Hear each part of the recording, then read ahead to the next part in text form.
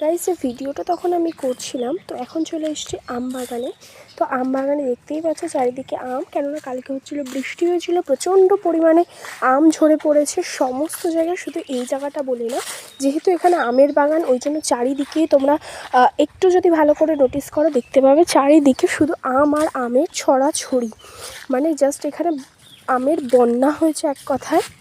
এত আম কেউ পরিষ্কার করার নেই। আমাদের ইন্ডিয়াতে এত পরিমাণে আম চাষ হয়, যেমন বিদেশি ফল যেমন জনপ্রিয়, আমাদের ইন্ডিয়াতে দেশি ফল তেমন জনপ্রিয়। তো তোমরা দেখতেই পাচ্ছ চারিদিকে ছন্ন ছাড়ার মতন জাস্ট হচ্ছে গিয়ে আমের ছড়াছড়ি। এই আম নেওয়ার লোক নেই, বিক্রি করার লোক নেই, চারিদিকে শুধু পাতা আর পাতা, গাছ ভর্তি শুধু আম আর আম।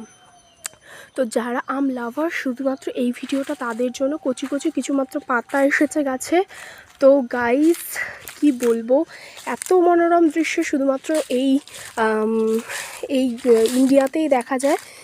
যারা ইন্ডিয়াতে থাকো প্লিজ একটু কমেন্ট করে জানাও, আর যারা বাইরে থেকে এই ভিডিওটা দেখছো তো তারাও প্লিজ একটু কমেন্ট করে জানাও যে তোমরা কোত্থেকে এই ভিডিওটা দেখছো।